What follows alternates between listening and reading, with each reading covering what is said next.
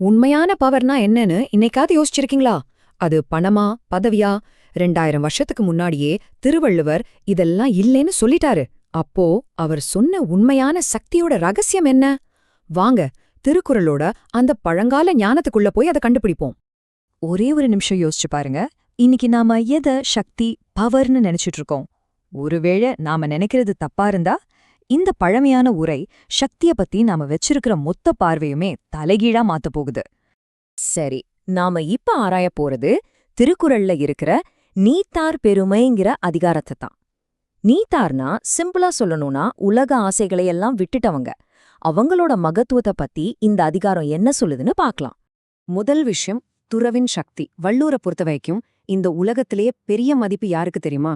இந்த உலக பற்றுகளை விட்டவங்களுக்கு தான். ஏன்னா உண்மையான சக்திங்கிறது வெளியில தேட வேண்டிய ஒண்ணில்ல, அது நமக்கு உள்ளிருந்து வர்றதுன்னு அவர் நம்பினாரு. துறவிகளோட பெருமைய நம்மளால அளக்க முடியுமா? வள்ளுவர் சொல்றாரு, அது முடியாத காரியம்.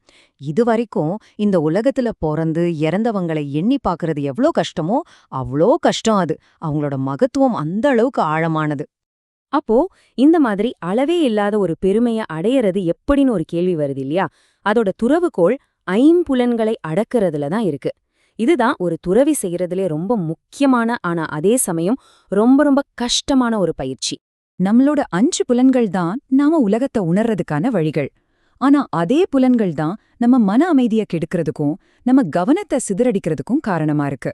இன்னைக்கு இருக்கிற சோஷியல் மீடியா, நோட்டிஃபிகேஷன்ஸ் உலகத்துல இது எவ்ளோ உண்மை இல்லையா? திருக்குறள் சொல்ற அந்த 5 வாசல் இதோ பாருங்க. சுவை, அப்புறம் ஒலி, அதாவது பார்வை, ஊறு, அதாவது தொடு உணர்வு, ஓசை, அதாவது நாம கேக்குறது, கடைசியா நாற்றம், அதாவது வாசனை. இந்த 5யும் யார் தன்னோட கட்டுப்பாட்டுல வச்சிருக்காங்களோ அவங்க தான் தன்னை ஆள்றதுக்கான முதல் படிய எடுத்து வைக்கிறாங்க. ஒவ்வொரு புலனுமே ஒரு தனி சவால். இங்கதான் அசல் ரகசியமே இருக்கு. யார் ஒருத்தர் இந்த 5 புலன்களோட தன்மையும் கரெக்டா புரிஞ்சுக்கிட்டு அதை தன்னோட கண்ட்ரோல்ல வச்சிருக்காரோ இந்த உலகமே அவங்க கண்ட்ரோல்ல இருக்குமா. திருக்குறள் அப்படிதான் சொல்லுது. இதை விட ஒரு பெரிய சக்தி இருக்க முடியுமா சொல்லுங்க? ஒரு புதிய வகை வலிமை. ஆக திருக்குறள் சக்திய பத்தின நம்ம ஐடியாவையே மொத்தமா மாத்தி போடுது. இது வெளியில இருக்கிற சாதனைகளை பத்தினதில்ல, இது உள்ளுக்குள்ள நம்ம ஜெயிக்கிற வெற்றிய பத்தினது. இந்த ரெண்டுக்கும் இருக்கிற வித்தியாசத்தை கொஞ்சம் பாருங்களேன். ஒரு பக்கம் உலகம் எதை கொண்டாடுது? காசு, பணம், பதவி, ஸ்டேட்டஸ். இன்னொரு பக்கம் வள்ளுவர் சொல்றாரு, உண்மையான வலிமை சுயக்கட்டுப்பாடு, அறநெறி, நல்ல குணத்துல தான் இருக்குன்னு. உலகத்திலே ரொம்ப கஷ்டமான வேலை எது தெரியுமா? நம்மள நாமே ஜெயிக்கிறது தான். திருக்குறள் படி அந்த ஒரு கஷ்டமான வேலைய யார் செய்றாங்களோ அவங்க தான் உண்மையான பெரியவங்க. மத்தவங்களால் அது முடியாது. அதனால சுய வெற்றி தான் எல்லாத்தையும் விட பெரிய சாதனை. உலகிற்கு ஒரு வழிகாட்டி. ஆனா இந்த உள்ளுக்குள்ள இருக்கிற வலிமை அவங்களுக்குள்ள மட்டுமே இருக்குமா? இல்ல, அது வெளி உலகத்திலயும் ஒரு பெரிய தாக்கத்தை ஏற்படுத்துது. எல்லாருமே அதை உணர்வாங்க, மதிப்பும் கொடுப்பாங்க. அறவழியில உறுதியா நிக்கிறவங்களோட பெருமை இந்த உலகத்துல சூரியன் மாதிரி பிரகாசிக்குமா. அதை எந்த சக்தியாலும் மறைக்க முடியாது. அது மத்தவங்களுக்கு ஒரு வழிகாட்டுற ஒளியா இருக்கும்.